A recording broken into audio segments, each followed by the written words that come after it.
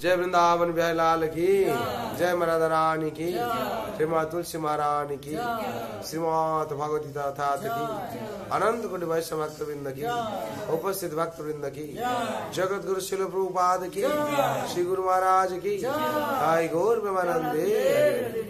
कृष्णाय वासुदेवाय देवकी नंदनाय च नंद गोप कुमाराय गोविंदाय नमो नमः।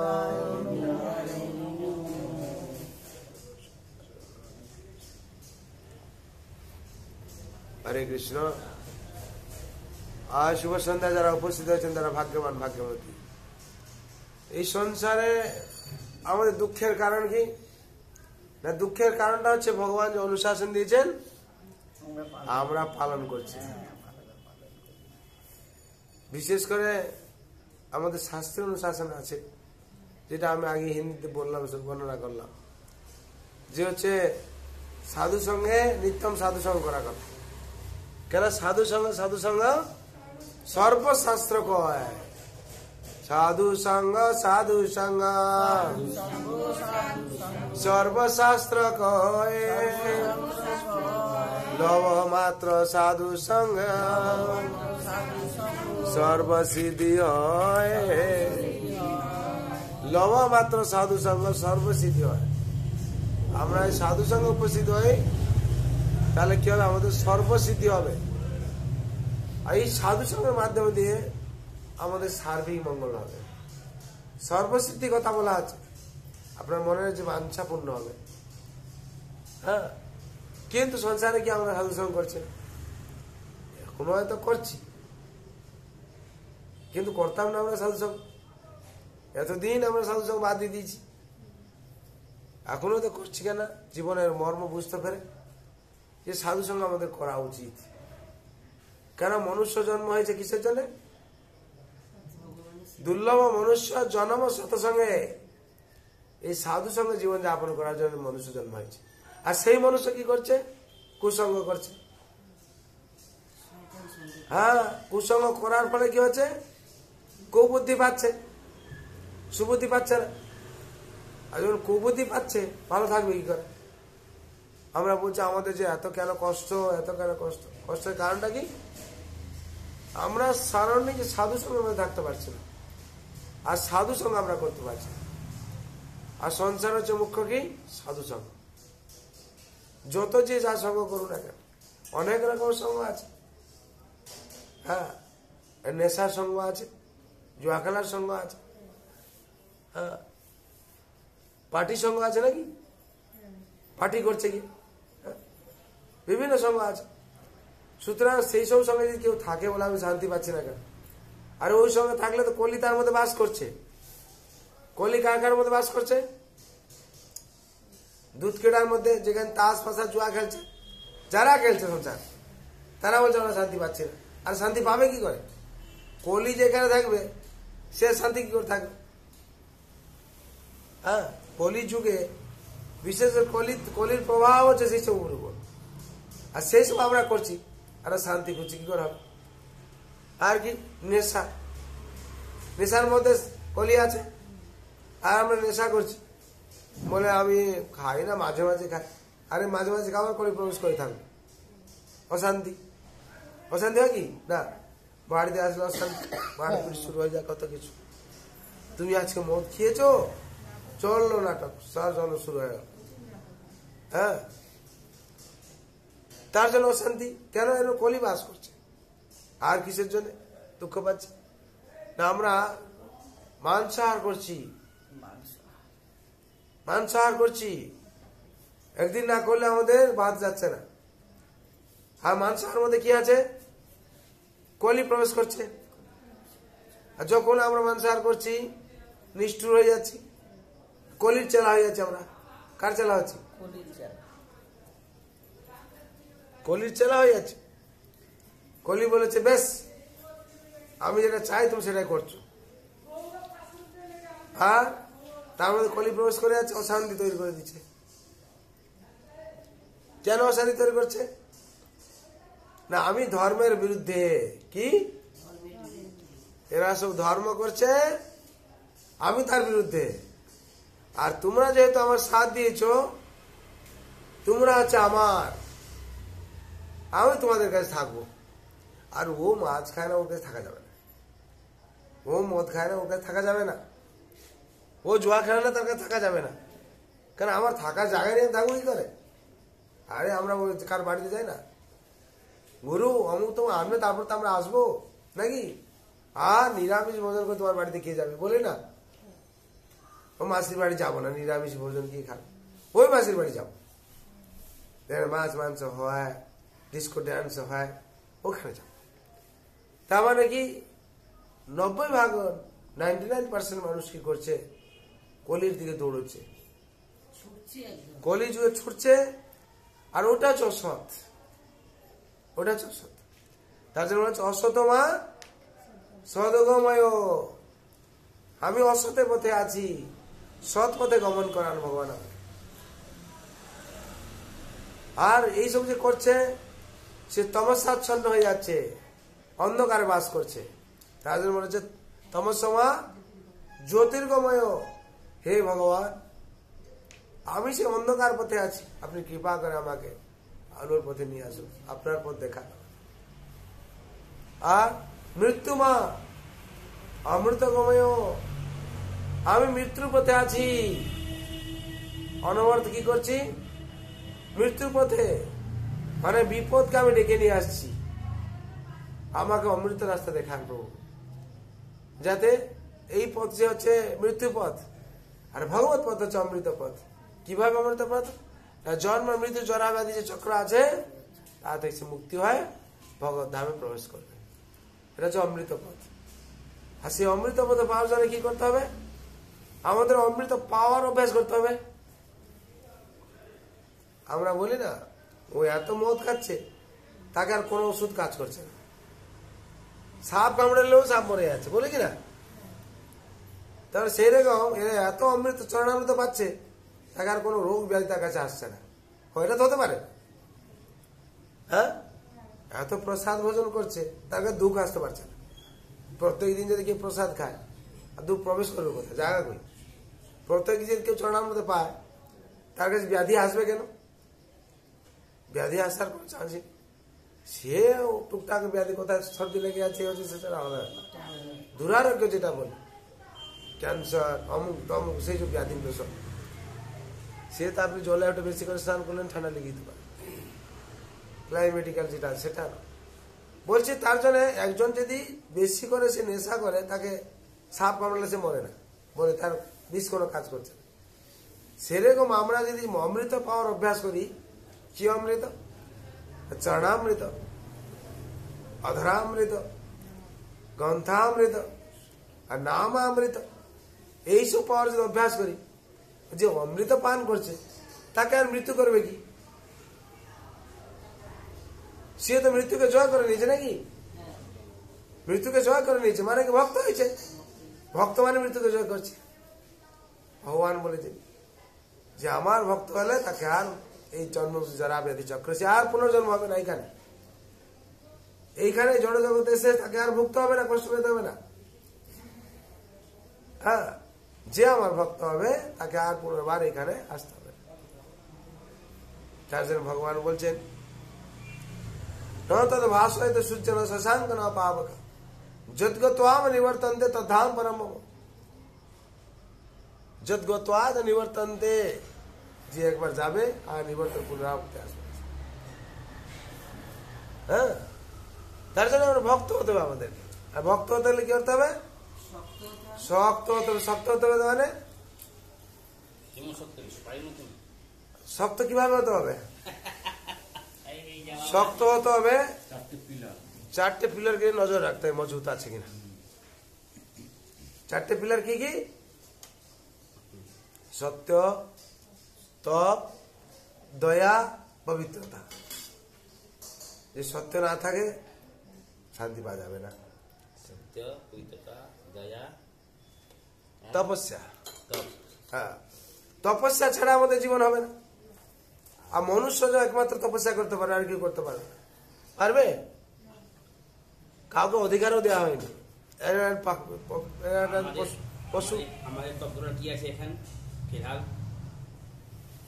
আমি তো তপ করছি না, জঙ্গল যাচ্ছি না, আমাদের তপ করাটা কি এখানে? ভগবান সেবা করছেন, এটা তো টাইম মতো সেবা, এর সব থেকে শ্রেষ্ঠ সেবা। যা করছি টাইম মতো সেবা। এর সব থেকে বড় এখানে থাকি না কেন, ছুটে ছুটে আসি। তপস্যা মানে তকলিফ উঠানা। তকলিফ উঠানো মানে সাধারণ লোক বসে চা খাচ্ছে, আপনি তখন চা ভাতে মাথা উঠে গেছে, মাথা থেকে চা বেরিয়ে গেছে, কোথায় যেন চরণামৃত পাবো, চা আমার মুখে ঢুকবে না, দৌড়ে দৌড়ে আসছে ভগবান দর্শন করে যাবো। এই তপস্যা। নিজেকে তকলিফ হও, লোক আর তোর সকালবেলা কাজ করবো কিছু নেই করে যাচ্ছে, ওই তপস্যা।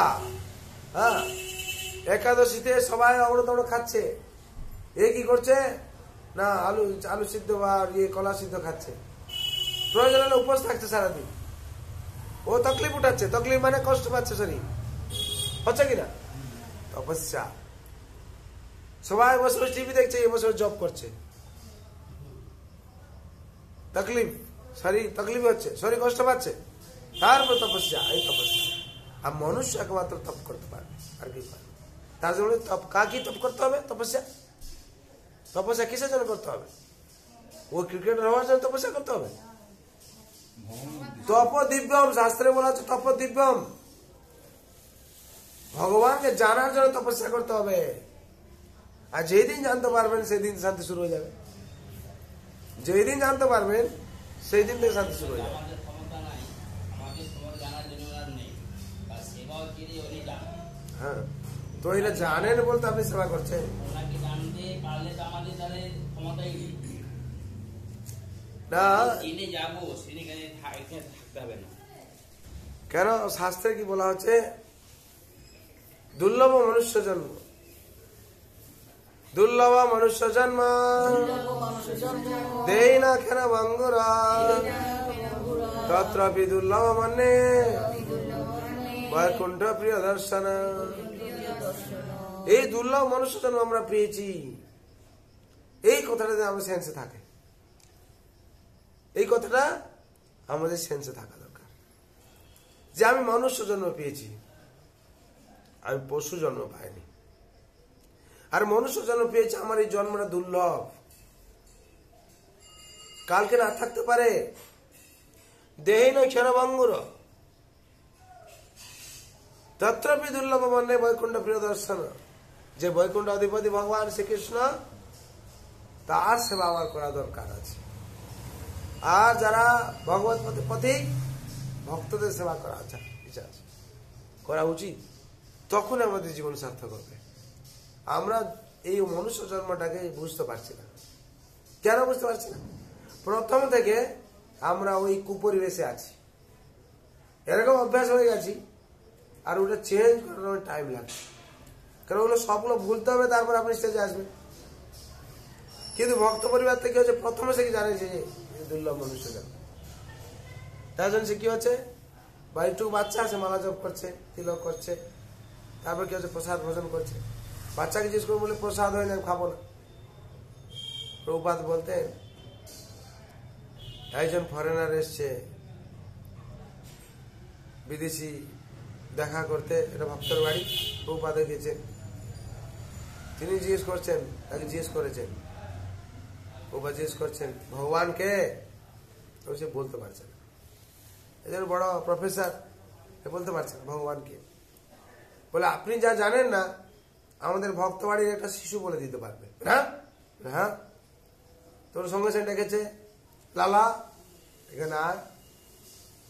ভগবান কে রে? শ্রীকৃষ্ণ ভগবান। কে বলছে? আমাদের বাকুজি এরকম বলে। বুঝলেন? আপনি যেটা বলতে পারলেন না, ও বলে দিল। কেন না? ছোটবেলা থেকে ওর পরিবেশটা হচ্ছে ওই, বাবা মা তাকে চিনিয়েছে, বাবা মা তাকে কি করেছে? চিনিয়েছে। অভক্ত বাড়িতে বাবা মা কে চিনিয়েছে? ভগবান ভগবান কেউ নেই, তারা জানে না। দোষটা তাদের না, অভিভাবকের দোষ। তখন সে স্ট্রেঞ্জ হয়ে গেছে, অদ্ভুত হয়ে গেছে। বলছে ভগবান শ্রীকৃষ্ণ শ্রীকৃষ্ণ ভগবান বলে হ্যাঁ। তখন প্রভুপাদ তাকে ব্যাখ্যা করেছেন কেন হয়েছেন, কি করেছেন। তখন বলছেন যে ভক্ত বাড়ির তাদের ভক্তগৃহে জন্ম নেওয়া ভাগ্যের কথা, ভক্তগৃহে জন্ম নেওয়া ভাগ্যের কথা। আর ভক্তগৃহে জন্ম নিয়ে সে সদাচার মধ্যে থাকবে, ভগবানের সেবা করতে পারবে, চান্স পাবে। আর যদি কোনো বাচ্চা ভগবত ভক্তি আছে তার মধ্যে, তার পূর্ব জন্মের স্বীকৃতি আছে, তাকে কিন্তু আমাদের যারা পিতামাতা আছি তাকে আমাদের গাইড করা উচিত, নজর রাখা উচিত। আর যদি আমরা নজর না রাখি পরে আমাদের পস্তাতে হবে, বাচ্চারা কত ভালো বাচ্চা তাকে আমরা কি করলাম। ঠিক আছে, তার জন্য সঞ্চার আছে, আমাদের বুঝতে হবে এই দুর্লভ মনুষ্য জন্ম কিসের জন্য হয়েছে। শাস্ত্রে বলা আছে দুর্লভ মনুষ্য জন্ম, দুর্লভ মনুষ্য জন্ম সৎসঙ্গে, সৎসঙ্গে সাধু সঙ্গে জীবন যাপন করে তোর এই ভব সিন্ধুরে। যদি ভব সিন্ধু থেকে উদ্ধার পেতে চাইছেন, ভব সিন্ধু মানে দুঃখের সাগর, এই সংসারটা দুঃখের সাগর। ভগবান বললেন দুঃখালয় শাসন মাউ পেত পুনর্জন্ম দুঃখালয় শ্বাসতম নাপ্নুবন্তি মহাত্মন সঞ্চিতি পরমাঙ্গতা। ভগবান বললেন সঞ্চিতি পরমাঙ্গতা, এই সংসারের দুঃখালয় শ্বাসতম। আর আমরা যত যা কিছু বলি না কেন, না সুখের সংসার, এ সংসার সে সংসার, ভগবান যা বলেছেন প্রতি মুহূর্তে আমরা সেটা কি করছি, উপলব্ধি করছি, করছি কিনা। আজকে ভালো খাওয়া দাওয়া করে নিলাম, পার্টি ছিল, রাত্রে এসে পেটটা খারাপ হয়ে গেছে।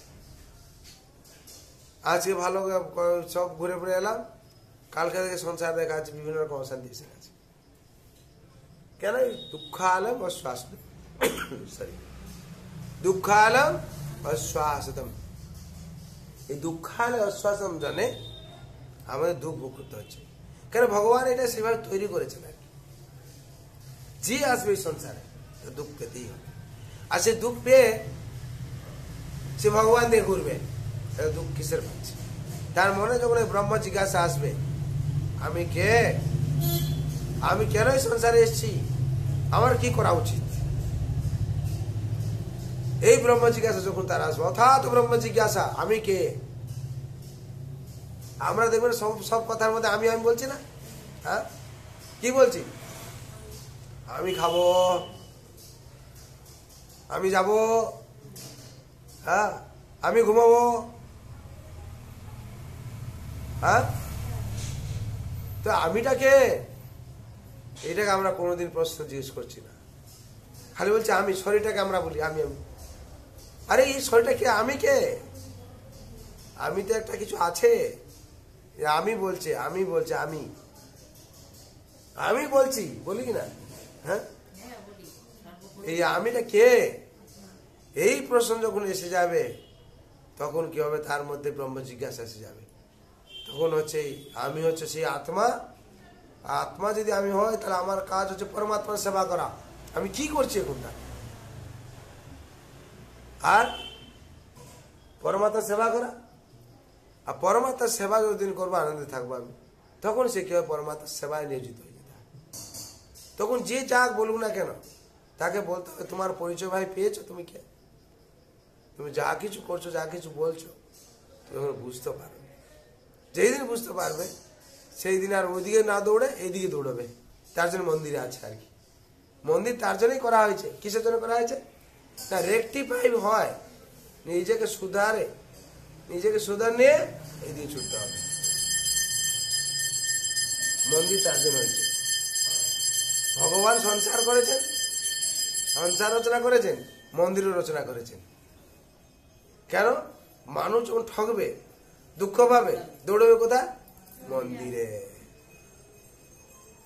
মনটাকে কোথায় ধীর স্থির করবে না, মন্দিরে। তার জন্য মন্দির করা হলো। এই মন কথাটা এলো কেন, মঠ মন্দির,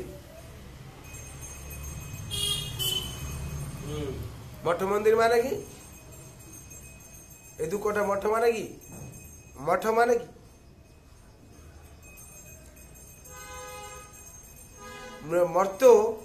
মর্তুর ম নেওয়া হলো, বৈকুণ্ঠের ঠ নেওয়া হলো, লাস্টটা কি হলো, এই মৃত্যু জগৎ তো মৃত্যু জগতের মোহ নিয়ে হলো। হ্যাঁ, আর বৈকুণ্ঠ, হ্যাঁ বৈকুণ্ঠ ঠটা দেওয়া হলো। এর প্রথম, এই প্রথম থেকে শেষ অবধি যাত্রা, তার জন্য মঠ বলা। মঠে মন্দির করা হয় না, মঠে যাব, মঠ হচ্ছে আর মন্দির আলাদা, মঠ আলাদা হয়। হ্যাঁ, আবার বুঝাতে হবে। তাহলে কি হবে, সংসারে এই যে মঠ মন্দিরে আছে, ভগবান যেরকম সংসার তৈরি করেছেন সেরকম মঠ মন্দির তৈরি করেছেন। ওখান থেকে ধাক্কা খাবে, এইখানে ছুটবে, এইখান থেকে যাবে ওইখানে, ঠিক আছে। তার আগে সংসারটা করে দিয়েছেন, আগে তুমি ভোগ করো, জাম খাও, কাঁঠাল খাও, আম খাও, মিষ্টি খাও, দই খাও, সব খাও। খেতে খেতে খেতে খেতে যখন বিপত্তি আসবে, ছুটবে এখানে। আর তখন কি হবে, যখন জানতে পারবে আরাধনা করতে শুরু করবে। এই আপনারা তিলক করেছে, সংসারে কজন করছে? আপনারা সংসারে থাকতে থাকতে চিন্ময় বস্তু ধারণ করছেন, মানে ওখানকার জিনিস ধারণ করছেন। ভগবান ওখান থেকে জানতে পারছেন, জানতে পারছেন না? নিশ্চয় জানতে পারছেন। কেন? ভগবান দর্শন যে চোখের মাধ্যম দিয়ে এই দৃষ্টিপাত করে দর্শনে প্রসাদ করতে পারেন, তাহলে আমরা যে আছি আমাদেরকেও জানতে পারছেন। আমরা প্রত্যেক দিনে এসে ভাগবত কথা কীর্তন কি করছি না সব জানতে পারছেন বলে আমরা এতদিন আসতে পারছি। আজকে 5 বছর বলুন, 6 বছর বলুন, 7 বছর বলুন, আমরা এখন কন্টিনিউলি আসতে পারছি, তিনি কৃপা করছেন বলে। আর আপনাদের মধ্যে সে শক্তি দিচ্ছেন বলে আপনারা আসতে পারছেন। কি বুঝতে পেরেছেন? উনার কৃপা ছাড়া আমরা এক পা আগাতে পারবো না। হ্যাঁ, আর কেন? আপনাদের মধ্যে তারা দেব দেবী দর্শন করে, হ্যাঁ, তারা হরি মন্দিরকে প্রণাম করে, যে হচ্ছে হরি মন্দির লেপন করেছে, হরি মন্দির। এটা ভগবান কেশবের চরণ এখানে আছে, তার জন্য প্রণাম করে নেয়। এই মাধ্যমে দিয়ে তারাও শান্তি পায়। ঠিক আছে, সংসারে আমাদের মুখ্য কথা হচ্ছে ভগবান চরণের শরণ নিয়ে আমাদের চলতে হবে। এখন আমরা বিজ্ঞান যোগে সপ্তম অধ্যায় 16 নম্বর প্রশ্ন। আজকে আমরা বিজ্ঞান যোগ 15 নম্বর শ্লোক পাঠ করবো, আপনারা শুনুন। হ্যাঁ, বিজ্ঞান যোগ 15 নম্বর শ্লোক। নমাং দুষ্কৃতি ন মূঢ়া, নমাং দুষ্কৃতি ন মূঢ়া, প্রপদ্যন্তে নরাধমা,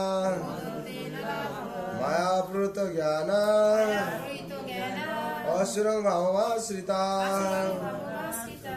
এখানে শব্দরূপে বলা আছে ন মানে না, মা মানে আমাকে, দুষ্কৃত মানে দুষ্কৃতিকারী, মূঢ়া মানে মূঢ়, প্রপদ্যন্ত মানে শরণাগত হয়, নরাধম মানে নিষ্কৃষ্ট পরায়ণ, নিষ্ঠুর নরগণ, মায়া মানে আমার দ্বারা, অপহৃত মানে অপহৃত, জ্ঞান মানে যাদের জ্ঞান, অসুর মানে অসুরিক, ভাব মানে স্বভাব, আশ্রিত মানে আশ্রয় করে, মানে বলা হচ্ছে। আজকে আমরা অনুবাদ থেকে বলা হচ্ছে মূঢ় নরাধম, মায়ের দ্বারা যাদের জ্ঞান অপহৃত হয়েছে এবং যারা আসরিক ভাবসম্পন্ন, সেই সমস্ত দুষ্কৃতীরা কখনো আমার শরণাগত হয় না। তাৎপর্য একটু পড়া হয়েছিল, আমরা সেকেন্ড শেষে পড়বো। হ্যাঁ, এবার পড়ুন। অন্য শ্রেণীর দুরাচারীদের বলা হয় নরাধম, অর্থাৎ তারা হচ্ছে সবচাইতে নিকৃষ্ট স্তরের মানুষ। 84 লক্ষ জনির মধ্যে 4 লক্ষ হচ্ছে মনুষ্য জনি।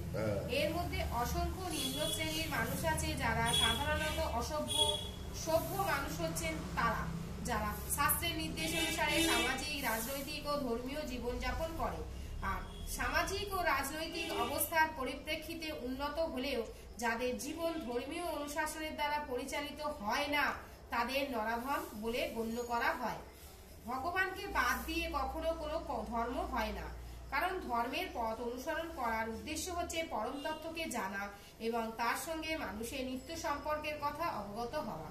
গীতাতে পরমেশ্বর ভগবান স্পষ্টভাবে ঘোষণা করেছেন যে তার উপরে ক্ষমতাশালী কেউ নেই এবং তিনিই হচ্ছেন পরম সত্য, তার ঊর্ধ্বে আর কোনো ক্ষমতা নেই।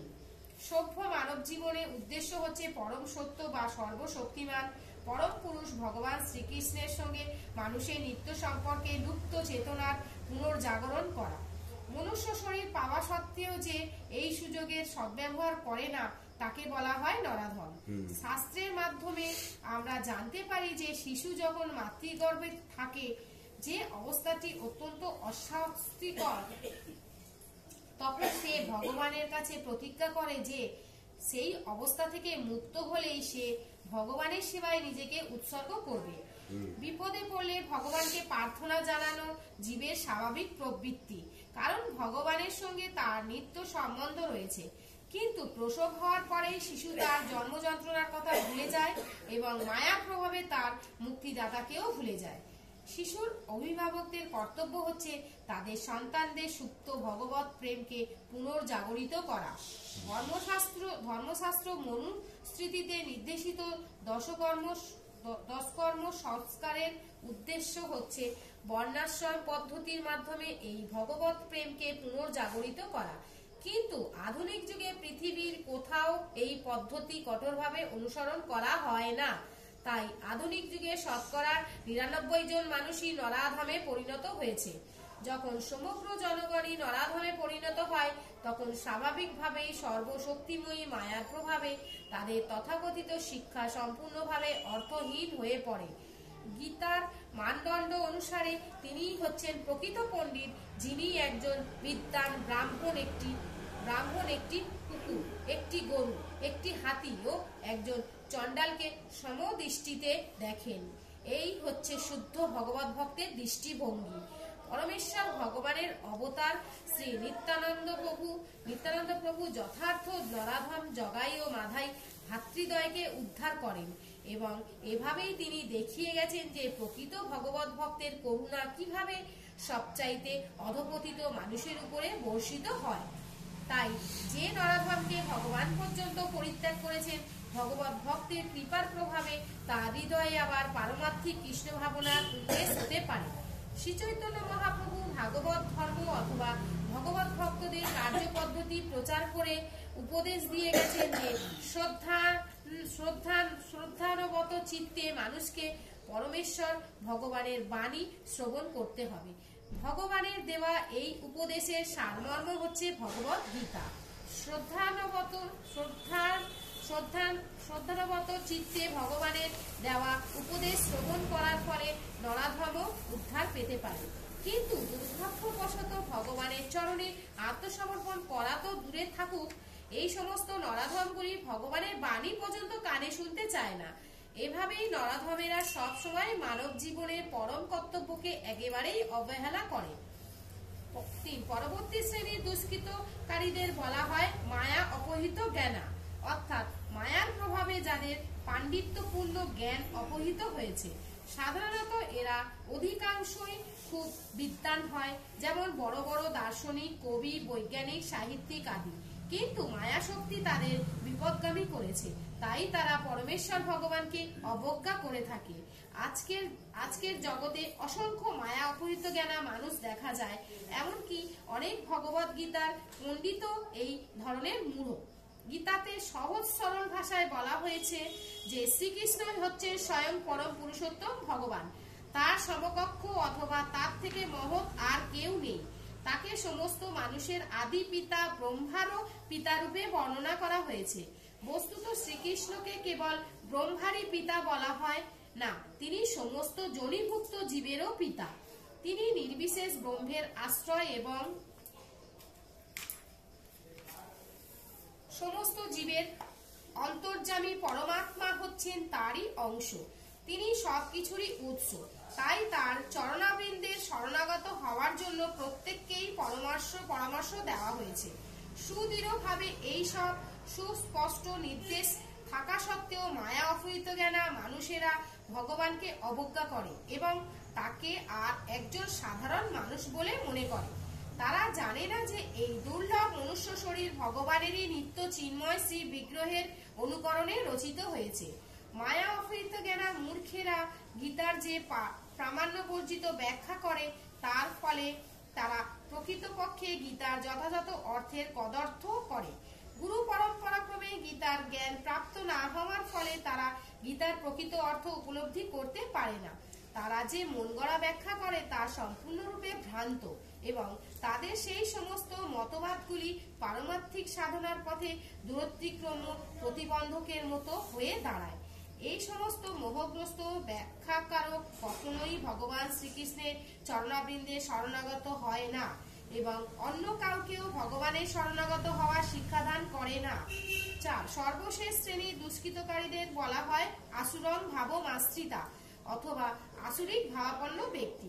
এই ধরনের মানুষেরা নির্লজ্জভাবে নাস্তিক। এই শ্রেণীর নররূপধারী অসুরেরা তর্ক করে যে পরমেশ্বর ভগবান কখনোই এই জড়জগতে অবতরণ করতে পারেন না, কিন্তু ভগবান যে কেন এই জড়জগতে অবতরণ করতে পারেন না সেই সম্বন্ধে তারা কোনো যুক্তিও প্রদর্শন করতে পারে না। এদের কেউ কেউ আবার বলে যে ভগবান নির্বিশেষ ব্রহ্মের অধীন, যদিও গীতাতে ঠিক এর বিপরীত কথাই বলা হয়েছে। পরম পুরুষোত্তম ভগবানের প্রতি ঈর্ষান্বিত হয়ে এই সমস্ত নাস্তিকেরা সকল্পিত অপ্রামাণিক একাধিক অবতারদের অবতারণা করে। এই ধরনের মানুষদের জীবনের একমাত্র লক্ষ্য হচ্ছে ভগবানের নিন্দা করা, তাই তারা কখনোই শ্রীকৃষ্ণের চরণাবিন্দে শরণাগত হতে পারে না। দক্ষিণ ভারতে শ্রী জামানুচার্য আলবন্দার বলেছেন, হে ভগবান, তুমি যদিও তোমার অপ্রাকৃত রূপ গুণ ও লীলার দ্বারা অলঙ্কৃত সমস্ত শাস্ত্রও যদি তোমার বিশুদ্ধ সত্যময় শ্রী বিগ্রহকে অঙ্গীকার করে এবং দৈবী গুণ সম্পন্ন জ্ঞানী আচার্যেরা তোমার জয় জয়কার করেন, কিন্তু তবু আসুরিক ভাবাপন্ন নিরীশ্বরবাদীরা কখনোই তোমাকে জানতে পারে না। তাই উপরোক্ত মূঢ় নরাধাম মায়া অপহৃত জ্ঞানা আসুরিক ভাবাপন্ন নাস্তিকেরা শাস্ত্র ও মহাজনদের উপদেশ সত্ত্বেও কখনো পরম পুরুষোত্তম ভগবান শ্রীকৃষ্ণের চরণাবিন্দে শরণাগত হয় না। তাহলে এখানে আমরা 4টাই পেলাম। কি পেলাম? দুষ্কৃতি, আগে মূঢ়, নরাধম, মায়াবৃত জ্ঞান। বিশেষ করে আমি আগে অনেকবার আলোচনা করেছি, দুষ্কৃতি সুকৃতি আছে। দুষ্কৃতি মানে যারা ভগবান সেবা করে না, ভগবান মানে না, ভগবান মন্দিরে আসে না, তারা দুষ্কৃতি। সুকৃতি মানে যার কাজকর্ম ভালো, যারা যে কর্মী ভগবান সেবা করেন, ভগবান মানেন, তারা সুকৃতি। দুষ্কৃতিদের বুদ্ধি আছে, সুকৃতিদের বুদ্ধি আছে। দুষ্কৃতিরা তার বুদ্ধি কোথায় ইমপ্লিমেন্ট করছে? কুকাজে। দামোদর দুষ্কৃতি বলা আছে। দুষ্কৃতি মানে দুঃখের কাজে, দুষ্কর্ম, যে কাজ থেকে দুঃখ উৎপন্ন হয়ে যাচ্ছে। সুকৃতি মানে সুকর্ম, সকাম কর্ম কিংবা নিষ্কাম কর্মে যে নিয়োজিত করছে, নিষ্কাম কর্ম করছে সুকৃতিরা, তাদের সুকৃতি বলা আছে। আর মূঢ়, মূঢ় কি? ভগবানকে বুঝতে পারছে না, নিজেকে শরীর ভগবান ইউটিলাইজ করছে না, ভগবান সেবায় নিজেকে নিয়োজিত করছে না, মূঢ়। নরাধম, সে মনুষ্য শরীর নিয়েছে, যে কি করা উচিত এই মনুষ্য শরীর সে বুঝতে পারছে না, সে নরাধম, নরাধম। আর মায়া প্রতজ্ঞানী, মায়া তাদের জ্ঞানকে অপহরণ করে নিয়েছে। কেন এত জ্ঞান আহরণ করেছে, কি করা উচিত সে জানে না। যে জ্ঞান আহরণ করা মানে ভগবানের সেবা করার কথা, সে ভগবানের সেবা করছে না, তাহলে মায়া তাদের জ্ঞানকে অপহরণ করে নিয়েছে। অশ্রম ভাব আশ্রিতা, আর তারা কি হয়েছে? অসুর সম্পন্ন হয়ে গেছে। তারা বড় বড় জ্ঞানী আছে, দার্শনিক আছে, কিন্তু তারা কি ভগবান বিশ্বাস করে না, ভগবান অনুশাসন পালন করার চেষ্টা করে না। তার জন্য বলা হয় তারা অসুর সম্পন্ন হয়ে গেছে। এই 4 শ্রেণী ব্যাখ্যা করা হয়েছে এখানে বিশেষ করে। তার জন্য আমাদেরকে এখানে ভগবানের ভক্ত হয়ে চলতে হবে। হ্যাঁ, আর 4 শ্রেণীর ব্যাখ্যা পরের শ্লোকে করা হবে, আমরা পড়ব। সবার জন্য আমরা প্রার্থনা করব সবাই যাতে শান্তি থাকে, सर्वन्तु सुखिनः सर्वे सन्तु निरामया सर्वे भद्राणि पश्यन्तु मा कश्चित् दुःखभाग् भवेत्। हरे कृष्ण कृष्ण कृष्ण हरे हरे हरे राम राम राम हरे हरे। जय राम महाप्रभु की जय, वृंदावन बिहारी लाल की जय, राधा रानी की जय, माँ तुलसी महारानी की, श्रीमद् भगवती कथा की, अनंत कोटि वैष्णव भक्त वृंद की, उपस्थित भक्त वृंद की, जगत गुरु शिल प्रभुपाद की, श्री गुरु महाराज की, जय गौर प्रेमानंदे हरि हरि बोल।